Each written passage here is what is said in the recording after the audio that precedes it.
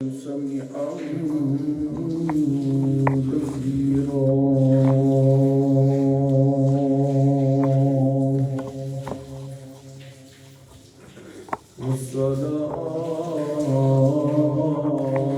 والسلام على نبيه ورسوله شاهدا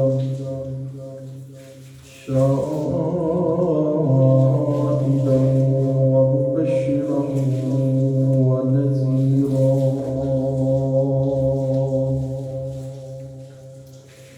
وعلى آله وأصحابه أجمعين كثيرا كثيرا.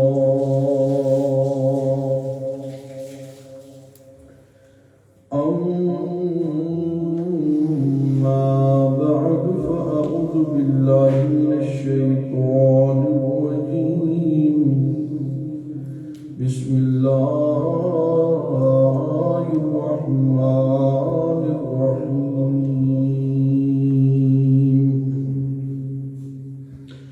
فاعلم أنه لا إله إلا الله واستغفر لذنبك وللمؤمنين والمؤمنات.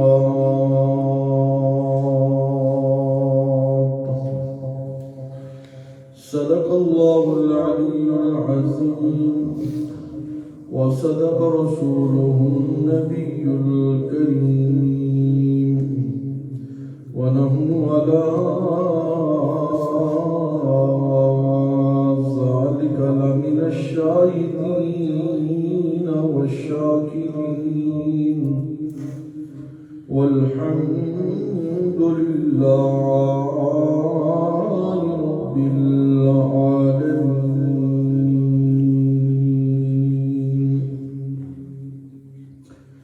سامعین اکرام قدر،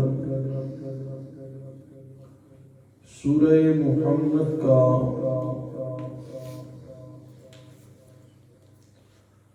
مختصر ترین خلاصہ یہ ہے کہ مرد بنو جہاد کرو، اور جہاد کا حکم کیوں دیا گیا کہ امثال کے ذریعے سے، اضراب کے ذریعے سے، دلائل عقلیہ کے ذریعے سے، دلائل نقلیہ کے ذریعے سے، دلائل وحیہ کے ذریعے سے، اور ان کے اعتراضات اور ان کے جوابات، ان کے شبہات، اشکالات، ان کے جوابات اللہ نے سب نقل کر دیے، ذکر کر دیے، بیان فرما دیے. اور یہ مشرک ان دلائل کے سامنے لاجواب بھی ہو گئے. کل آپ نے سماعت فرمایا سورہ احقاف میں. تو اب یہ جو نہیں مان رہے، ان تک حق پہنچانے کے جتنے ذرائع تھے وہ سارے مکمل ہو گئے.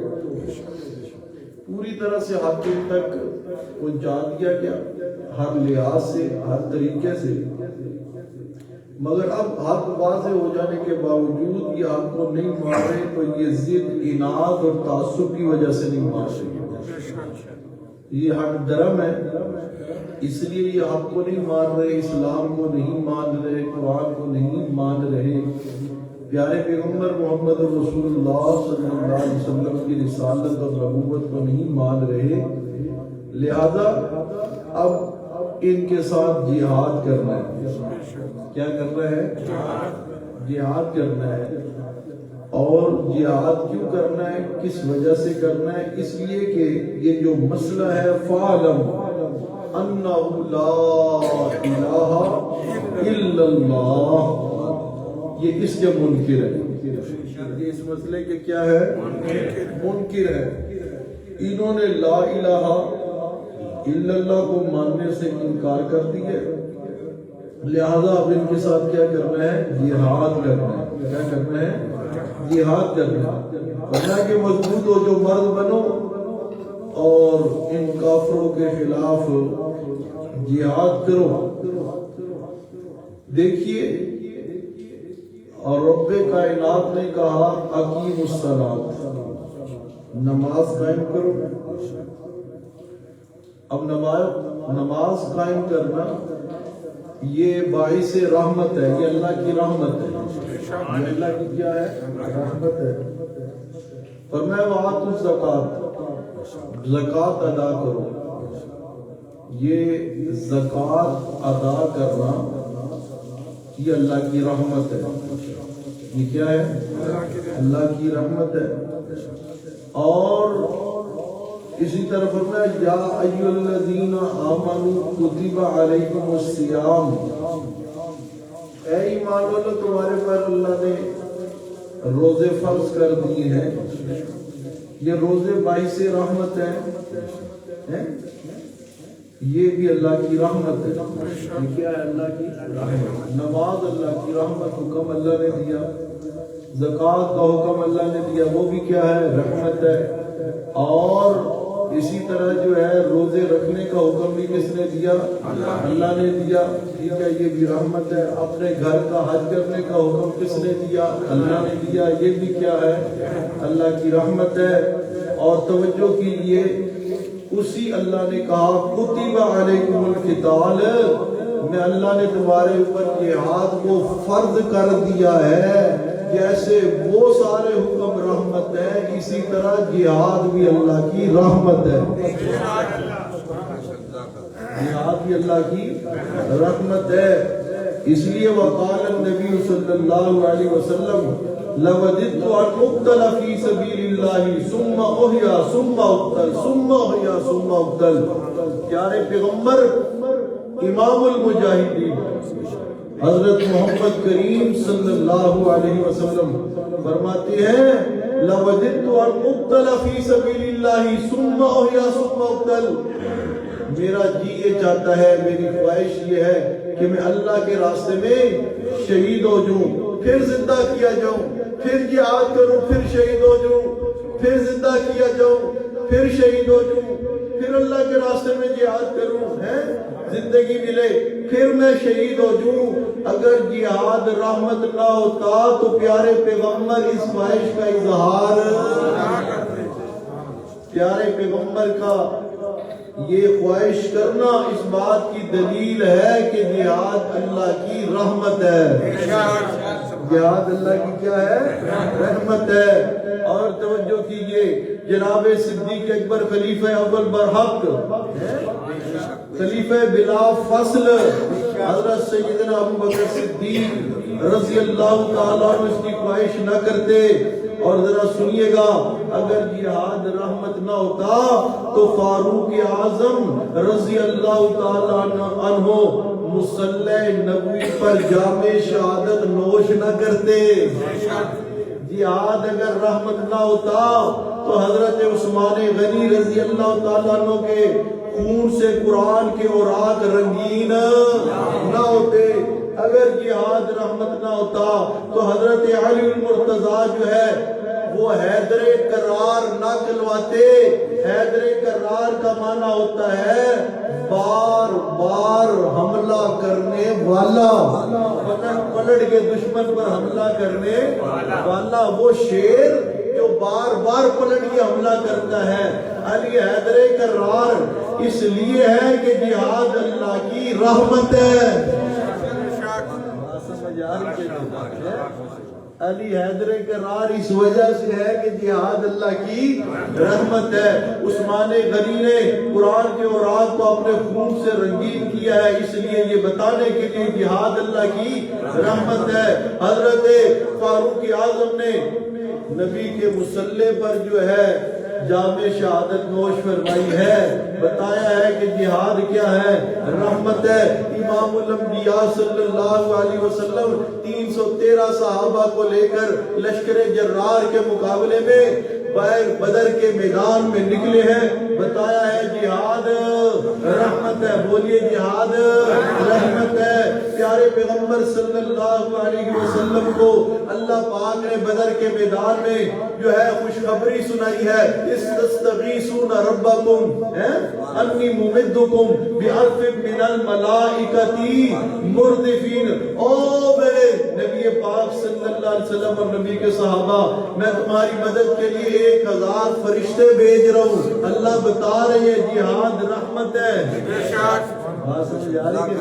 پیارے پیغمبر احد کے میدان میں اپنے دندان مبارک شہید کروا رہی ہیں، اپنے سر مبارک پر جو ہے وہ زخم کھا رہی ہیں، سر مبارک بھی زخمی ہے اور آپ کا منہ مبارک بھی زخمی ہے، زخمی ہو کر خون نکلوا کر بتا رہی ہیں جہاد اللہ کی۔ اب اس جہاد کو کوئی توڑ کے، کوئی فساد کے کوئی جو ہے اس کو قتل و غارت کے، وہ کیا ہوگا؟ بات سمجھ آ رہی کہ نہیں؟ ہاں جی توجہ کیجئے۔ تو فرمایا کہ میرے محبوب ایمان والوں کو بتائیے کہ اب مرد بنے اور کیا کرے؟ جہاد کرے۔ آگے جو ہے سورہ فتح فرمایا جب تم خلوص نیت سے باہر نکلو گے نا اللہ کے راستے میں، فَعْلَمْ أَنَّهُ لَا إِلَٰهَ إِلَّا اللَّهِ کے لیے جہاد کرو گے، الہ کلمت اللہ کے لیے جہاد کرو گے، اسلام کی سربلندی کے لیے جہاد کرو گے، ہے جی اسلام کا پرچم بلند کرنے کے لیے جہاد کرو گے تو اِنَّا فَتَحْنَا لَكَ فَتْحًا مُبِينًا۔ سورہ فتح کیا آگئی؟ سورہ فتح آگئی۔ فرمایا میرے محبوب صلی اللہ علیہ وسلم، او ایمان والو جب تم جہاد کرو گے تو فتح تمہارا مقدر بنے گی۔ فتح تمہارا کیا بنے گی؟ مقدر بنے گی، مقدر بنے گی۔ اس لیے اگر فتح چاہتے ہو، عزت چاہتے ہو، اللہ کی نصرت چاہتے ہو، سکینہ چاہتے ہو، اپنے دلوں کا اطمینان چاہتے ہو تو پھر کیا کرو؟ جہاد کرو۔ کیا کرو بھئی؟ جہاد کرو، جہاد کرو گے۔ اللہ نے تسلی دی، فرمایا کہ تمہیں فتح ملے گی۔ کیا ملے گی؟ فتح ملے گی، فتح ملے گی۔ اللہ پاک نے اسی سورہ فتح میں وہ منظر بھی بیان کیا ہے جسے اسلامی تاریخ میں صلح حدیبیہ کے نام سے جانا جاتا ہے۔ بات سمجھ آ رہی ہے؟ پیارے پیغمبر محمد کریم صلی اللہ علیہ وسلم اپنے 1400 صحابہ کرام کے ساتھ سب 6 ہجری میں نکلے ہیں اور ارادہ ان کا یہ ہے، نیت یہ ہے کہ ہم نے بیت اللہ کی زیارت کرنی ہے۔ کیا کرنی ہے؟ بیت اللہ کی زیارت کرنی ہے۔ بیت اللہ کی زیارت کے ارادے سے امام الانبیاء بھی نکلے ہیں اور سارے جو ہے ولیوں کے سرداران اولیاء بھی نکلے ہیں، ولیوں کے امام صحابہ بھی نکلے ہیں، نبیوں کے سردار امام الانبیاء بھی نکلے ہیں بیت اللہ کی زیارت کرنے کے لیے۔ اب یہ ان کا ارادہ ہے بیت اللہ کی زیارت کا۔ جب حدیبیہ کے مقام پر پہنچے، مشرکین مکہ کو اطلاع ملی، انہوں نے روک دیا، انہوں نے کہا آپ نہیں آ سکتے، آپ نہیں آ سکتے۔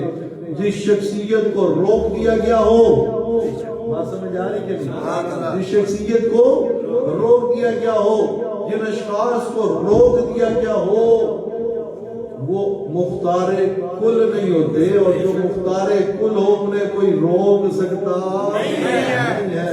اختیارات کا مالک کون ہے؟ بولیے اختیارات کا مالک کون ہے؟ اللہ ہی ہے۔ پیارے پیغمبر صلی اللہ علیہ وسلم کو 1400 صحابہ کرام کو حدیبیہ کے مقام پر روک دیا گیا۔ مشورہ ہوا کہ جا کر جو ہے مشرکین کے ساتھ، کافرین کے ساتھ مذاکرات کیے جائیں۔ کیا کیے جائیں جی؟ مذاکرات کیے جائیں، مذاکرات سے مسئلہ حل کیا جائے کہ بھئی ہم جنگ کرنے نہیں آ رہے، لڑائی کرنے نہیں آ رہے، ہمارا ارادہ صرف بیت اللہ کی زیارت کا ہے، ہم نے بیت اللہ کی زیارت کرنی ہے اور واپس آ جانا ہے، لہذا ہمارا راستہ نہ روکا جائے۔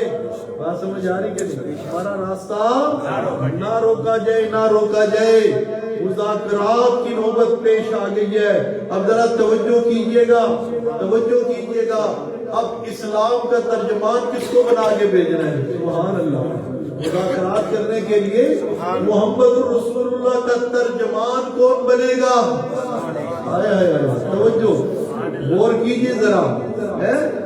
اب اسلام کی طرف سے ترجمان کون ہوگا؟ ترجمان اسلام کون ہوگا؟ مسلمانوں کا سفیر بن کے کون جائے گا؟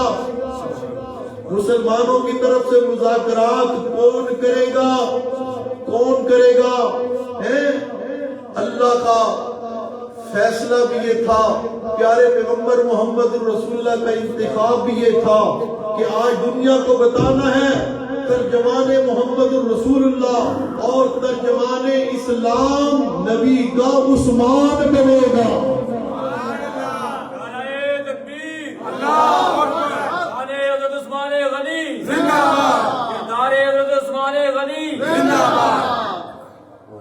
کیا شان ہے عثمان کی، سبحان اللہ.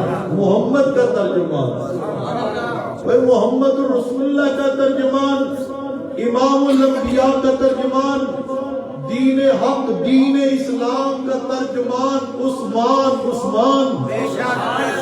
اسلام کا ترجمان اسلام کا ترجمان میرے محمد مصطفیٰ کا ترجمان. ہاں جی، ترجمان جو ہوتا ہے نا وہ پوری جماعت کی ترجمانی کرتا ہے. بات سمجھ آ رہی کہ نہیں؟ پوری جماعت کی کیا کرتا ہے؟ ترجمانی کرتا ہے. وہ اپنے لیڈر اور قائد کی ترجمانی کرتا ہے. عثمان تیری شان پہ قربان، تو محمد کا ترجمان ہے، اسلام دین حق کا ترجمان ہے. واہ واہ عثمان تیری شان، واہ واہ عثمان تیری شان. جو کرے انکار وہ پکا شیطان. بات سمجھ آ رہی ہے؟ جو کرے انکار وہ پکا شیطان. واہ واہ عثمان تیری شان، واہ واہ عثمان تیری شان. توجہ کیجئے، حضرت عثمان کو ترجمان بنا کر بھیج دیا گیا، سفیر بنا کر بھیج دیا گیا. یہاں حضرت عثمان کی محبت میں ایک بات کہنا ضروری ہے، توجہ کیجئے گا. امریکہ کا سفیر، امریکہ کی عزت، برطانیہ کا سفیر، برطانیہ کی عزت، پاکستان کا سفیر، پاکستان کی عزت، اور اسلام کا اور محمد رسول اللہ کا سفیر عثمان محمد کی اور اسلام کی عزت ہے.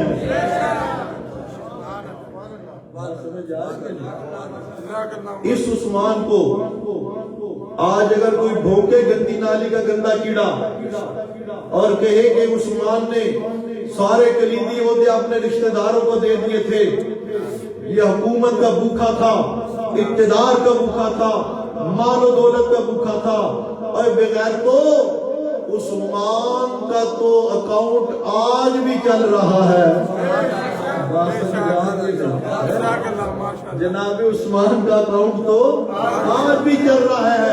جب بھی اسلام کو اور محمد مصطفیٰ صلی اللہ علیہ وسلم اور لشکر اسلام کو ضرورت پڑی ہے، عثمان نے اپنا مال اسلام پر لٹا دیا ہے. سمجھ آ رہی ہے؟ ہاں جی، توجہ کیجیے گا.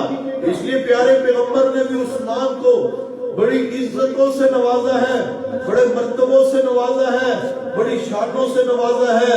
کیسے؟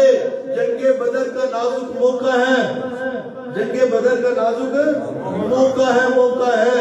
حضرت رقیہ جناب عثمان کی زوجہ محترمہ، میرے نبی پاک صلی اللہ علیہ وسلم کی صاحبزادی، سمجھ آ رہی ہے؟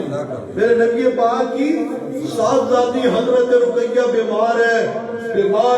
اللہ کے نبی صلی اللہ علیہ وسلم فرماتے اس نازک موقع پر، او میرے عثمان تو گھر میں رک، تو نے رقیہ کا خیال کرنا ہے، رقیہ کا خیال رکھنا ہے. پریشان نہ ہوئی، پریشان نہیں ہونا عثمان، تو گھر میں رقیہ کا خیال کرے گا، تجھے جہاد کا ثواب بھی ملے گا، مال غنیمت کا مال بھی ملے گا. واہ عثمان تیری شان، واہ عثمان تیری شان. جو انکار کرے وہ پکا شیطان. حاضی الشیطان، یہ ہے فضیلت عثمان، اس کا انکار نہیں کرتا مگر شیطان۔ بات سمجھ آ رہی ہے؟ نعرہ تکبیر، عثمان غنی زندہ باد۔ ہاں جی، نبی پاک نے عثمان کو کتنی شانوں سے نوازا ہے، توجہ کیجئے۔ حضرت رقیہ حضرت عثمان کے نکاح میں آئی ہے، حضرت عثمان کے نکاح میں آئی ہے، ادھر بدر کی فتح ہوئی ہے، ادھر جو ہے حضرت رقیہ بھی دنیا سے چل بسی ہے۔ بات سمجھ آ رہی کہ نہیں؟ آپ توجہ کیجئے گا، حضرت رقیہ جب فوت ہو گئی، عثمان پھر نبی پاک کے دروازے پر، سبحان اللہ، اللہ پاک کے پیارے پیغمبر صلی اللہ علیہ وسلم نے اپنی دوسری لخت جگر حضرت ام کلثوم کا نکاح حضرت عثمان سے فرما دیا، اور کن الفاظ کے ساتھ فرمایا؟ فرمایا لو کانا اندی مئات بنت یمتنا واحدۃ بعد واحدۃ زوجتک اخری۔ او اے عثمان، اگر میں محمد رسول اللہ کی 100 بیٹی ہوتی، ایک روایت میں 40 کا لفظ آیا، ایک میں 100 کا لفظ آیا، فرمایا میری 100 بیٹی ہوتی، ایک کے بعد ایک مرتی جاتی، دوسری عثمان میں تیرے نکاح میں دیتا جاتا۔ واہ عثمان تیری شان، واہ واہ عثمان تیری شان، سبحان اللہ، تو ہے ترجمان اسلام، اور حضرت آدم علیہ السلام سے لے کر محمد مصطفیٰ صلی اللہ علیہ وسلم تک یہ واحد حضرت عثمان ہے کہ جن کے نکاح میں لگاتار کسی نبی کی 2 بیٹیاں آئی ہیں، اور کسی عام نبی کی بھی نہیں بلکہ امام الانبیاء کی بیٹیاں آئی ہیں۔ امام الانبیاء محمد مصطفیٰ صلی اللہ علیہ وسلم کی 2 لقطۂ جگر جو ہے وہ حضرت عثمان کے نکاح میں آئی ہے۔ ہذہ فضیلت عثمان لا ينکرها الا الشیطان، یہ فضیلت عثمان ہے، اس کا انکار کرنے والا پکا شیطان ہے۔ بات سمجھ آ رہی کہ نہیں؟ ہاں جی، سنیے گا سورہ فتح، حضرت عثمان کی شان کے ڈنکے بج رہے ہیں۔ عثمان ترجمان اسلام بن کے گئی ہیں، پیارے پیغمبر کے سفیر بن کے گئی ہیں، ایمان والوں کے سفیر بن کے گئی ہیں، وہاں مذاکرات کے لیے گئی ہیں، دیر ہوگی مذاکرات میں، دیر ہوگی، ادھر افواہ اڑ گئی ان عثمان قد قتل، کہ عثمان جو ہے وہ انہیں قتل کر دیا گیا، وہ شہید کر دیا کافروں نے حضرت عثمان کو۔ اب حضرت عثمان شہید نہیں ہوئے تھے، افواہ تھی۔ کیا تھی؟ کیا تھی؟ افواہ تھی۔ حضرت عثمان شہید نہیں ہوئے تھے، افواہ تھی۔ پیارے پیغمبر صلی اللہ علیہ وسلم تک جب یہ افواہ پہنچی، یہ خبر پہنچی، پیارے پیغمبر جو ہے جلال کے اندر آ گئے،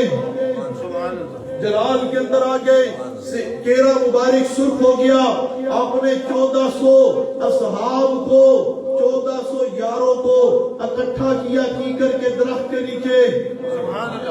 کہاں اکٹھا کیا؟ ایک کیکر کے درخت کے نیچے اکٹھا کیا، اور فرمایا ابھی بھی یہ خبر پہنچی ہے کہ عثمان کو شہید کر دیا گیا ہے، آؤ میرے یاروں، میرے وفاداروں، اور میرے فوجیوں، ایمان والوں، آؤ میں محمد رسول اللہ کے ہاتھ پر بیعت کرو، جب تک ہم عثمان کے خون کا بدلہ نہیں لے لیتے تب تک ہم یہاں سے واپس نہیں جائیں گے، ہم عثمان کے خون کا بدلہ لے کر رہیں گے۔ توجہ کیجئے، واہ واہ عثمان، واہ واہ عثمان تیری شان ہے، تیرا خون اتنا قیمتی خون ہے کہ تیرے خون کے پیچھے محمد الرسول اللہ بھی، اور محمد الرسول اللہ کے 1400 صحابہ بھی اپنا خون بہانے کے لیے تیار ہے۔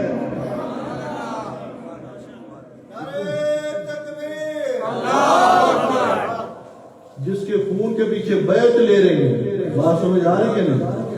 یہ بیعت جو ہے یہ جہاد کی بیعت ہے، بات سمجھ آ رہی کہ نہیں؟ یہ قتال کی بیعت ہے، یہ عورتوں والی بیعت نہیں ہے، بات سمجھ آ رہی کہ نہیں؟ مرد ہو کے عورتاں والی بیعت کرنے لے خسرے ہوندے نے. بات سمجھ آ رہی کہ نہیں؟ مرد ہو کر عورتوں والی بیعت کرنے والے کون ہوتے ہیں؟ ہاں توجہ کیجئے. کوئی مرد عورتوں والا کام کرے تو کیا کہتے ہیں؟ خسرا ہے, بگڑا ہے. بات سمجھ آ رہی کہ نہیں؟ نا مرد ہے. بات سمجھ آ رہی کہ نہیں؟ ہاں جی توجہ کیجئے. مومن مجاہد ہوتا ہے, مومن دلیر ہوتا ہے. ہاں جی توجہ کیجئے. پیارے پیغمبر محمد کریم صلی اللہ علیہ وسلم خون عثمان کا بدلہ لینے کے لیے کیا کر رہی ہیں؟ بیعت لے رہی ہیں. اللہ پاک کا قرآن کہتا ہے ان الذین یبایعونک انما یبایعون اللہ ید اللہ فوق ایدیہم. سبحان اللہ. فرمایا ان الذین یبایعونک انما یبایعون اللہ.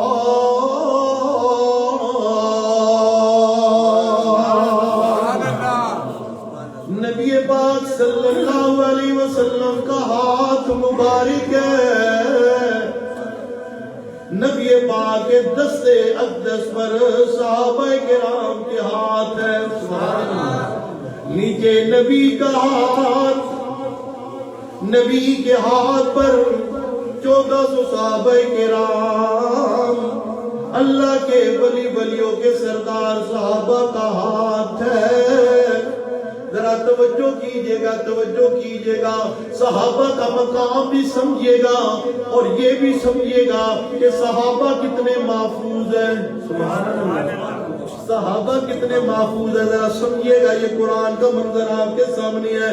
صحابہ معصوم نہیں ہے. نبی کے صحابہ معصوم نہیں ہے, کیونکہ معصوم جماعت صرف انبیاء کی ہے. معصوم جماعت کس کی ہے؟ صرف انبیاء کی جماعت معصوم ہے. انبیاء کے علاوہ کوئی اور معصوم نہیں ہے. جس طرح امام الانبیاء خاتم النبیین ہے, اسی طرح امام الانبیاء خاتم المعصومین بھی ہیں. جس طرح نبی کی ختم نبوت کا منکر کافر ہے, جو آپ کو خاتم النبیین نہیں مانتا وہ کافر ہے, اسی طرح جو آپ کو خاتم المعصومین نہیں مانتا وہ بھی کافر ہے.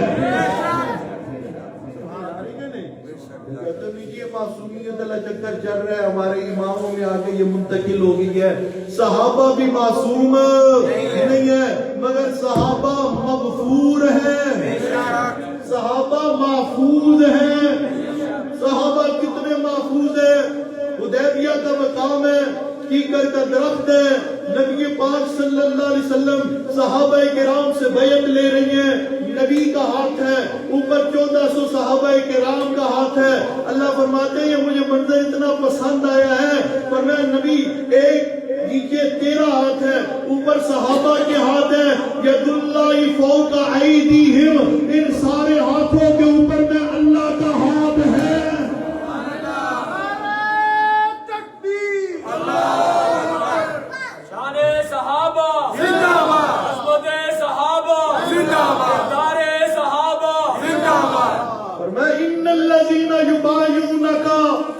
بے شک جو آپ کے ساتھ بیعت کر رہے تھے میرے محمد صلی اللہ علیہ وسلم, انما یبایعون اللہ, وہ میں اللہ کے ساتھ بیعت کر رہے تھے, وہ میں اللہ کے ساتھ بیعت کر رہے تھے.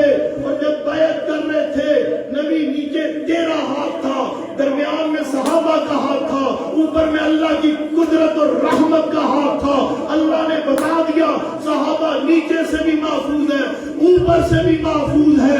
صحابہ کی محفوظیت کے اندر ان کے ایمان کے اندر شک کرنے والا پکا کافر مرتد زندیق ہے. بات سمجھ آ رہی ہے؟ اللہ فرماتے ہیں اوپر میرا ہاتھ تھا. سبحان اللہ, سبحان اللہ. اس لیے اللہ پاک نے اسی صورت میں فرمایا کہ لَقَدْ رَضِيَ اللَّهُ عَنِ الْمُؤْمِنِينَ إِذْ يُبَايِعُونَكَ. سبحان اللہ.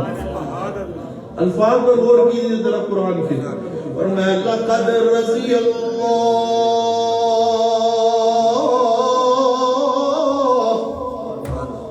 اللہ فرماتے ہیں مجھے رب ہونے کی قسم ہے، پکی بات ہے، میں اللہ راضی ہو گیا۔ اللہ کیا ہو گیا؟ راضی ہو گیا۔ کن سے راضی ہو گیا؟ عن المؤمنین، ایمان والوں سے راضی ہو گیا۔ کون سے ایمان والے؟ فرمایا اذ یبایعونک تحت الشجرہ، اذ یبایعونک تحت الشجرہ فعلم ما فی قلوبہم فانزل السکینۃ علیہم وَأَصَابَهُمْ فَتْحًا قَرِيبًا۔ جی فرمایا میں اللہ راضی ہو گیا ان ایمان والوں سے جو ایمان والے اذ یبایعونک تحت الشجرہ، وہ محمد رسول اللہ کی کر کے درخت کے نیچے، سبحان اللہ، درخت کی نسبت نبی سے ہوئی، نبی کے صحابہ سے ہوئی، قرآن کا حصہ بن گیا۔ قرآن کا حصہ بن گیا۔ بات سمجھ آ رہی کہ نہیں؟ آج ہی توجہ کیجئے، فرمایا یہ جو درخت کے نیچے تیرے ہاتھ پر بیعت کر رہے تھے، لقد رضی اللہ، تاکہ پکی بات ہے میں اللہ ان سے راضی ہو گیا۔ عن المؤمنین، اللہ اپنی زبان سے فرما رہی ہے یہ مومن ہے۔ یہ کیا ہے؟ بولیے یہ کیا ہے؟ مومن ہے۔ ابو بکر مومن ہے، عمر فاروق مومن ہے، علی المرتضی مومن ہے، نبی کے 1400 صحابہ سارے مومن ہیں جو اس مقام پر ہے۔ آگے توجہ کیجئے، اگر یہ سارے مومن ہیں تو جس کا خون کا بدلہ لینے کے لیے یہ مومن بیعت کر رہی ہے، اور جس بیعت میں اللہ خود شریک ہو گیا ہے، وہ عثمان کتنا بڑا مومن ہوگا۔ واہ عثمان تیری شان، واہ واہ عثمان تیری شان، تیری عظمت پر بول رہا رب کا قرآن۔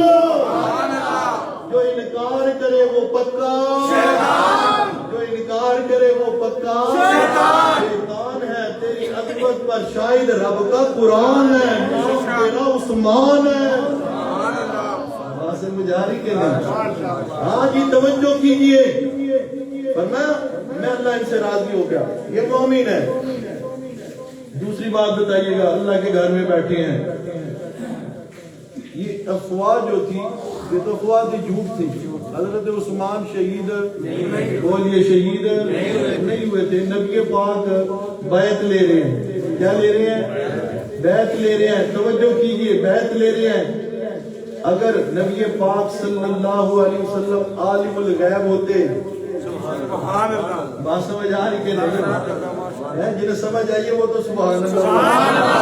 اگر آپ عالم الغیب ہوتے، آپ حاضر اور ہر جگہ موجود ہوتے، ہر چیز کو دیکھنے والے ہوتے، ہر جگہ حاضر، ہر چیز کو دیکھنے والے ناظر ہوتے، بات سمجھ آ رہی کہ نہیں؟